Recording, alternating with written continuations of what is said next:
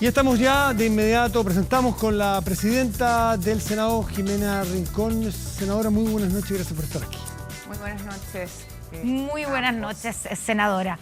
Partamos de inmediato con la acusación constitucional, o la posible, ¿cierto?, potencial acusación constitucional en contra del presidente Piñera. Entendemos, por supuesto, que usted, como senadora, no puede emitir un juicio sobre el fondo de la acusación contra el presidente Piñera. Pero en lo formal, quiero preguntarle, senadora, ¿amerita someter al mandatario a este proceso? ¿Es el camino correcto para despejar esta polémica?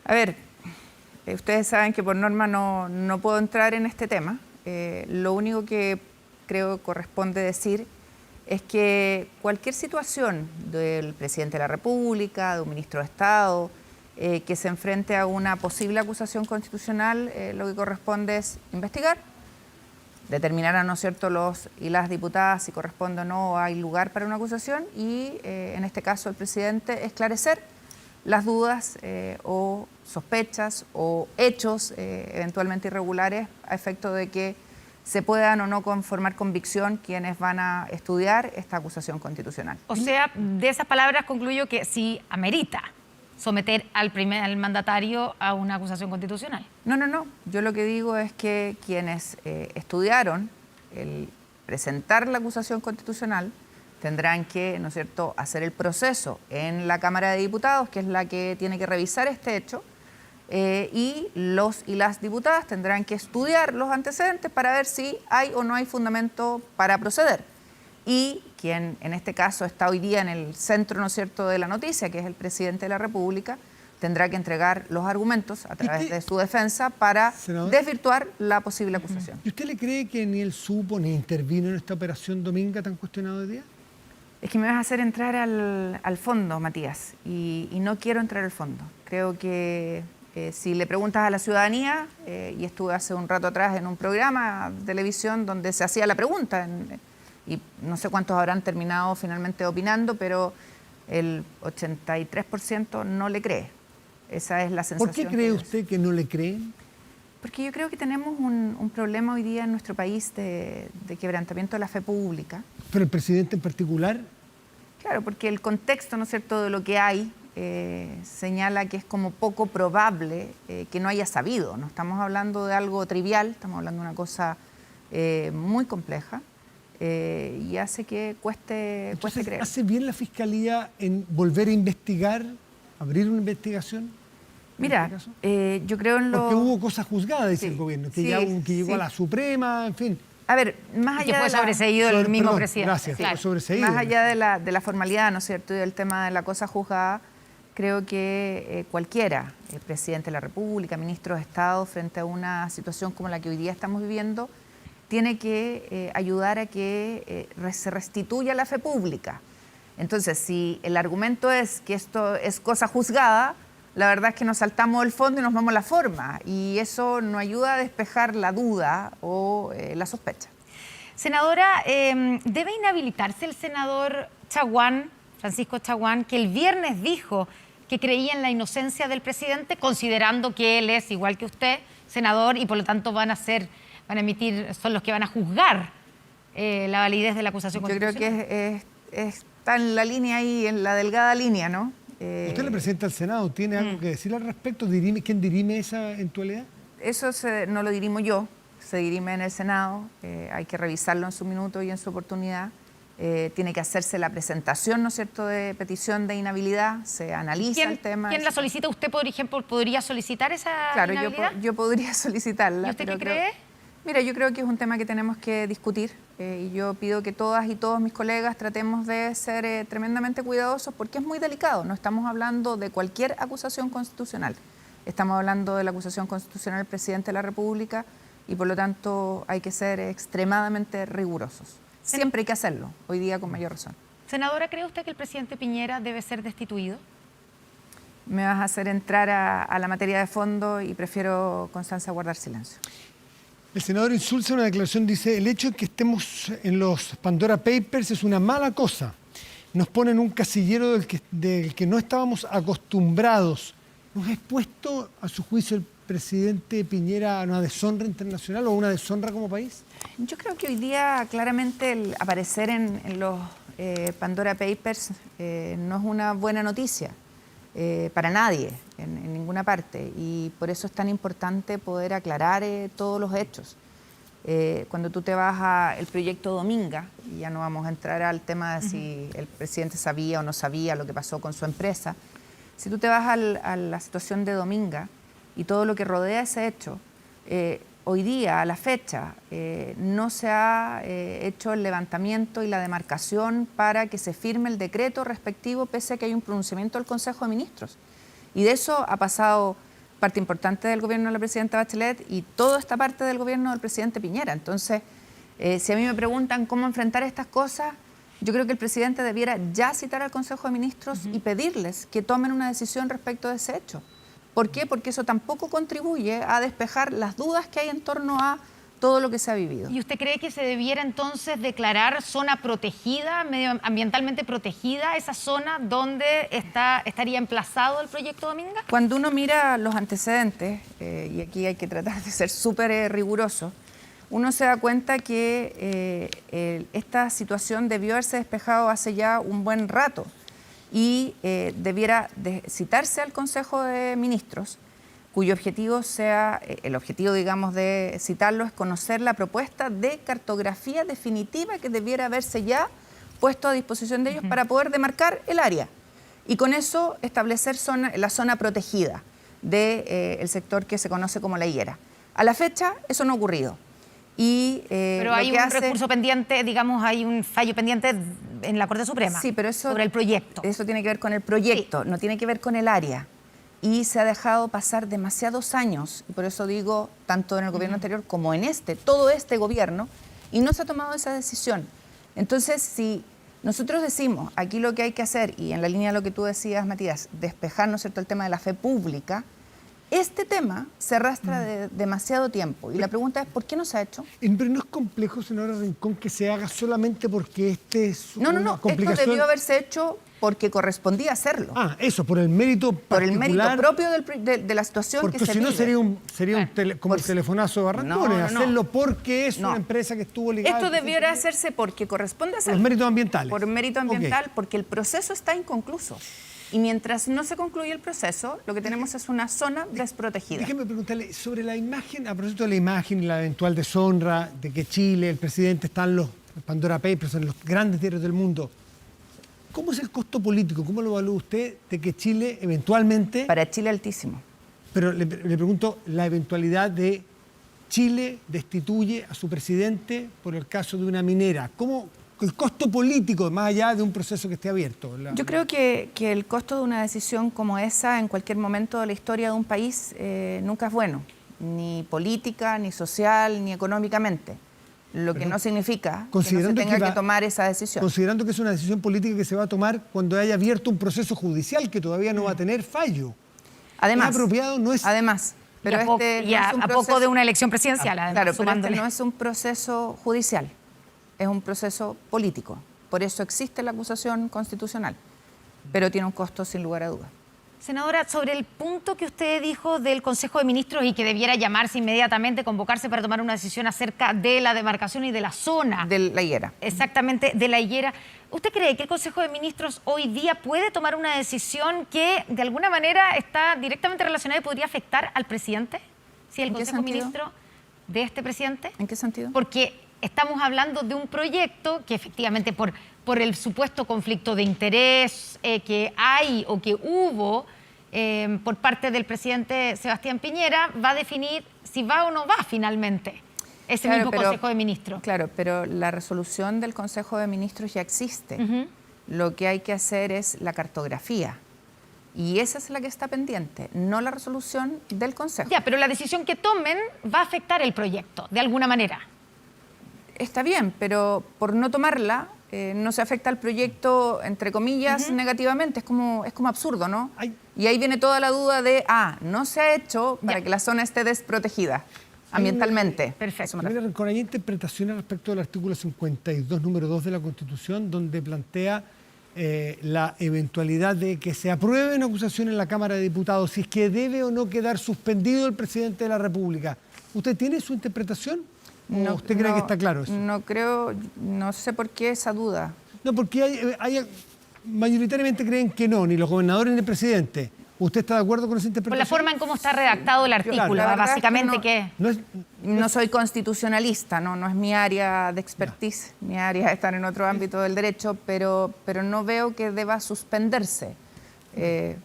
Pero bueno, ustedes saben que donde hay dos abogados pueden haber dos opiniones. Exactamente. Y tres también, ¿cierto? Y avancemos un paso más. Si el presidente fuera destituido por el Senado, ¿usted está disponible para asumir el cargo? No me corresponde a mí. Ustedes saben que la Constitución es clarísima, la Constitución actual, en el pasado era así. Es el Congreso Pleno, Cámara de Diputados y Senado quien elige a quien reemplaza al presidente de la República. Pero elige, usted podría estar, ¿No sería raro que podría ser la elegida considerando que es la presidenta del Senado. Sí, ¿Usted estaría disponible? Pero la verdad es que no es un tema, no tengo ni siquiera interés.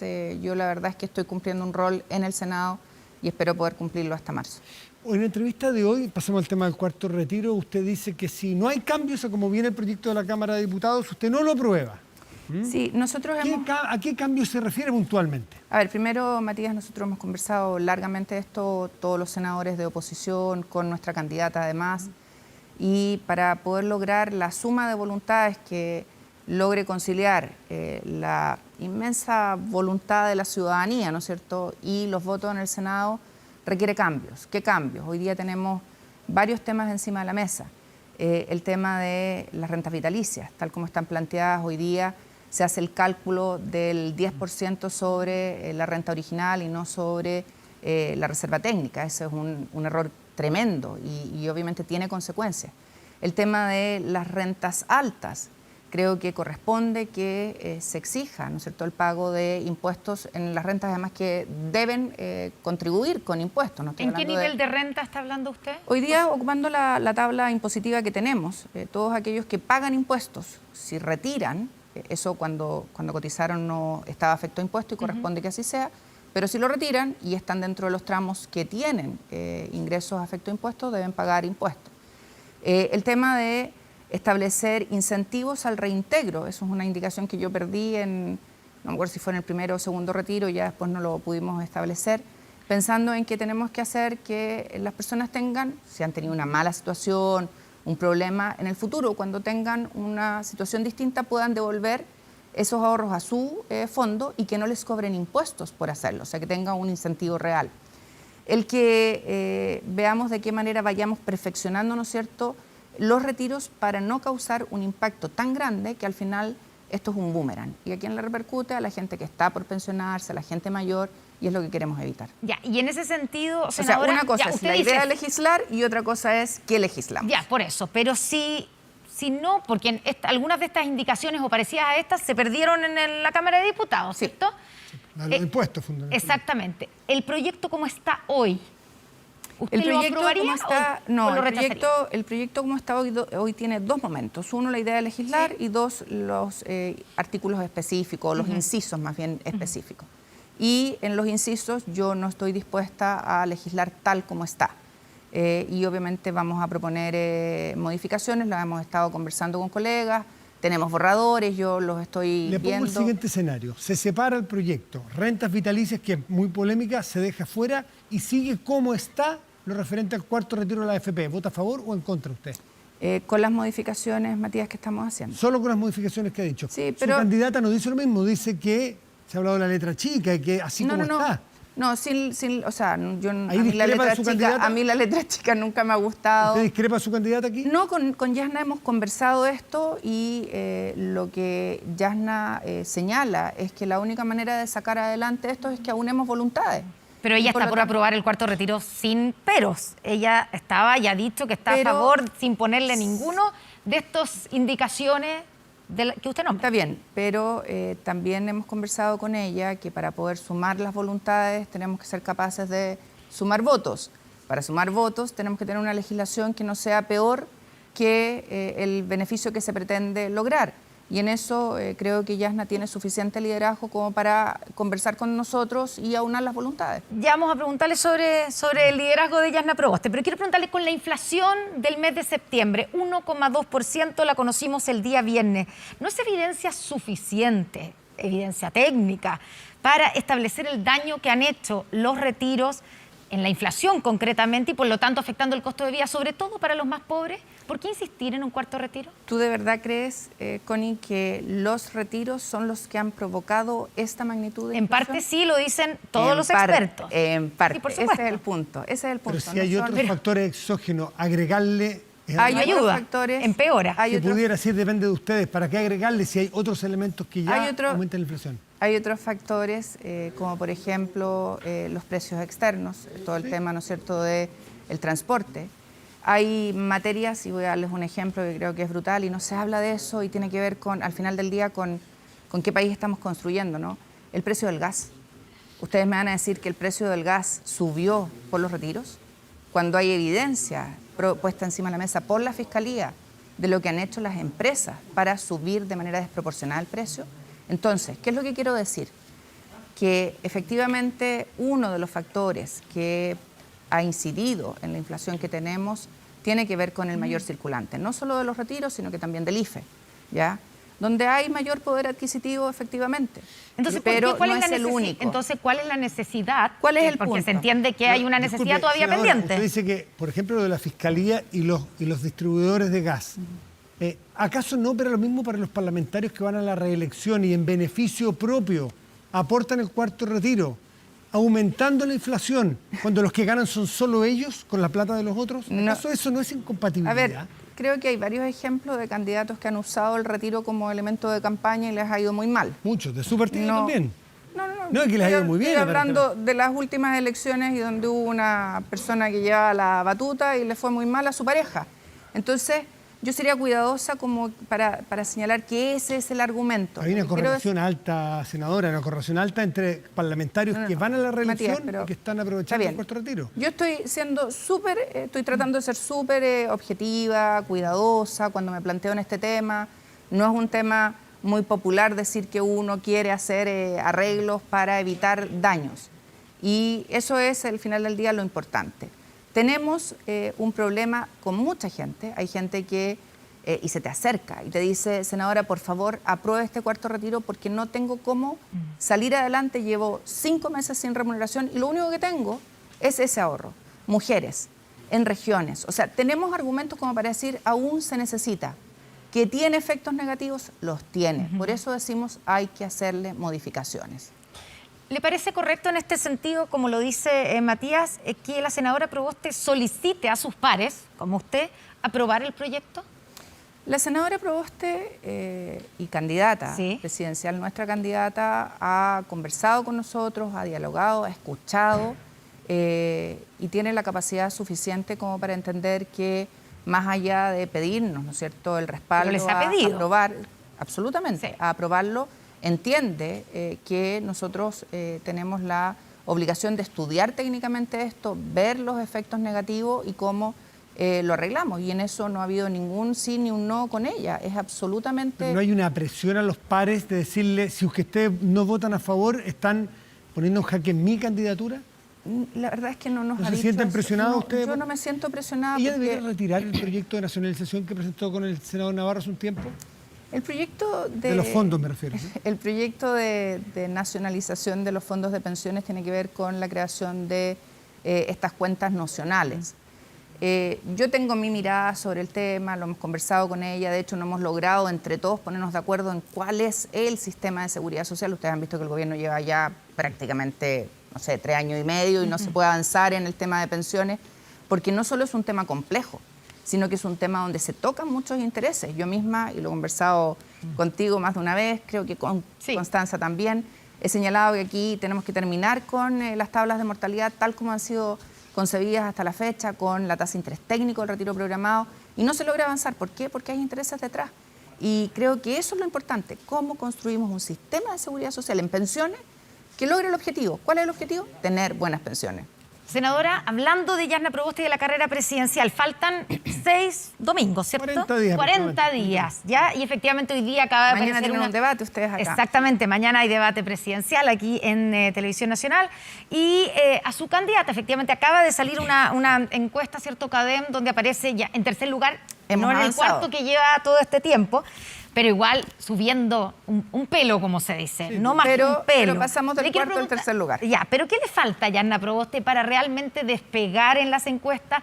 Y si tiene tiempo en estos 40 días para lograrlo, ¿qué cree usted? Mira, yo creo que la política está tremendamente dinámica. De hecho, el hecho de que ustedes relatan, ¿no?, de haber pasado de un cuarto a un tercer lugar, habla de eso. Veíamos una candidatura de Boric súper encumbrada, ya no lo es tanto, Kast ha avanzado de manera importante, entonces creo que todo puede pasar. Y va a depender de cuáles son los planteamientos que se le hacen a la ciudadanía. Un país que necesita que la ética sea parte de la política, un país que necesita certeza, un país que necesita que lo invitemos a un sueño, pero un sueño que tenga posibilidades de desarrollarse, con responsabilidad, en la que el liderazgo sea también escuchar y recoger las opiniones del otro. Porque no se trata de imponer una idea al resto y que todos te sigan, no. ¿Cuánto le afecta en ese proyecto, en ese llamado y en esa conquista que tiene por delante Yarna Proboste, que Maya Fernández se haya inclinado ya por la candidatura de Gabriel Boric? ¿Le parece una traición eso por parte de la diputada socialista? Yo lamento lo de Maya, porque cuando uno está en un partido político, cuando ese partido político define una forma de resolver cuál es el candidato o candidata y no se respetan las reglas, eso habla muy mal de quien está en política. No me gusta. A mí me gusta que las reglas se respeten y creo que he dado testimonio de aquello. ¿Y una segunda vuelta eventual? Boric, Kast, un demócrata cristiano o demócrata cristiana como usted, ¿qué hace? Vamos a trabajar para que ese no sea el escenario. Yo sé, pero las encuestas, la foto de hoy, Claro, ustedes si hoy día fueran las están mejorando, Querido pero no pasa Matías, la segunda nunca vuelta. he creído en las encuestas. Y si hubiese Pero creído en las acaba de encuestas, no decir- hubiese sido senadora la Pero primera. acaba ni la de segunda vez. celebrar que Yarna Proboste pasó al tercer Porque es lugar, una pues buena eso en base a noticia. una encuesta. Porque es una buena noticia. Más allá de Pero eso. si yo me guiara por las encuestas, Connie, no hubiese sido Pero más candidata al allá de Senado. eso, lo que percibimos todos los que somos observadores y vivimos en este país, percibimos que Boric está primero y que Kast viene subiendo. No sería descabellado pensar ese escenario de segunda vuelta. Y no es descabellado preguntarle a un demócrata cristiano qué haría en una situación como esa. Como es un escenario hipotético, ¿Sí? si se llegara a dar, usted me invita y yo le respondo. ¿Votaría en blanco o votaría por alguno de los dos? Si se llegara a dar, Pero usted, como yo dígame no si estoy trabajando- votaría por alguno de Matías, los dos. Como yo no estoy trabajando por ese escenario, si se llegara a dar, hipotéticamente, usted me invita y yo le respondo. Está bien. ¿Y entre Sichel y Boric va a decir lo mismo? Voy a decir exactamente lo mismo. Solo Yasna. Solo Yarna. Para terminar, senadora, ¿cuándo se verá el proyecto de indulto para los presos del 18? Está en la comisión. Sí. Hubo un mandato de comités para que se viera en general y en particular, porque tal como estaba, no tenía los votos para ser aprobado, así se le expresó a el senador Latorre, quien planteó además la idea de que se viera en general y en particular, así que estamos esperando esa ¿Y definición. con qué criterios debiera resolverse La verdad es que vamos a entrar en una materia que también es bien compleja, ¿no? Los indultos para que se den en derecho requieren una sentencia. Aquí el problema que tenemos es que no hay sentencia, ¿ya? Y más bien lo que procedería es una amnistía, en caso de existir, ¿no es cierto?, ciertas consideraciones y circunstancias, pero eso obviamente hay que separarlo de aquellas situaciones donde claramente hay delitos y hay personas dañadas producto de esos delitos. Jimena Rincón, esta semana en la Convención Constituyente se aprobó para el reglamento la posibilidad de plebiscitos dirimentes. Efectivamente. Pero el mismo, por ejemplo, constituyente Fernando Atria dijo que esto necesariamente tiene que pasar por una reforma a la actual, a la vigente Constitución. Es decir, a ustedes les va a tocar verlo. ¿Usted cree que es apropiado para la Convención tener plebiscitos dirimentes cuando no se alcancen los 2/3?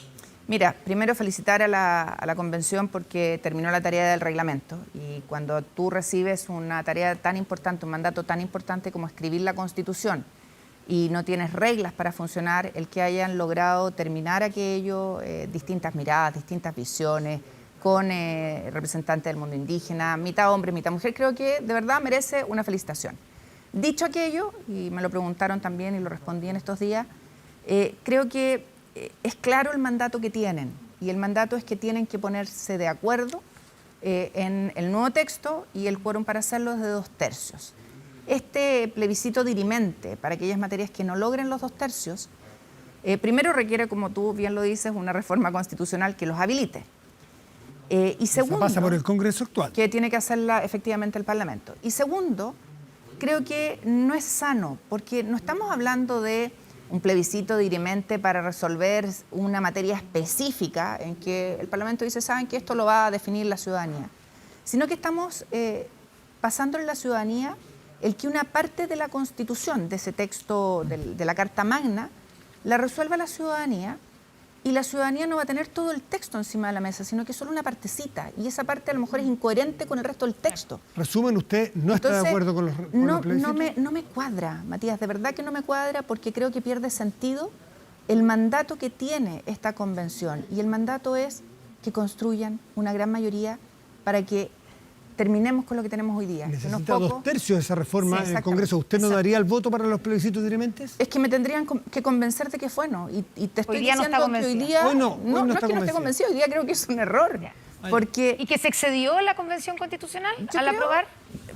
Cuando uno no está dentro es difícil Sí. opinar, no estoy opinando, y a todos los que me están oyendo, por favor, entiéndanlo así. De lo que veo y leo, creo que fue imposible lograr un gran acuerdo en todo el reglamento, y se optó por esta solución que creo que no es buena y que además no es definitiva, porque tal como ustedes saben, requiere que nosotros modifiquemos la Constitución. Senadora, solo para terminar, ¿le parece correcto que la redacción de la nueva Constitución comience el 18 de octubre? Por lo simbólico. Sí. Depende cómo lo miremos. ¿Le gusta el símbolo a usted?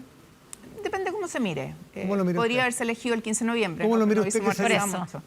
¿Cómo mira usted que se elige el 18 Yo de octubre? soy por esencia positiva, ¿ya? Y el 18 de octubre se marcó un antes y un después en nuestro país, y yo llamo a que seamos capaces de construir un país en que todas y todos seamos respetados. Nunca más la opinión de uno vale más que la del otro. Y el 18 de octubre puede ser una fecha emblemática si la miramos desde lo positivo. Y yo espero que sea mirada desde así, de construir un país que tiene esperanza y que tiene sueños. Senadora Jimena Rincón, muchas gracias, Gracias por por estar estar aquí con esta nosotros. noche. Gracias a ustedes. Buenas noches.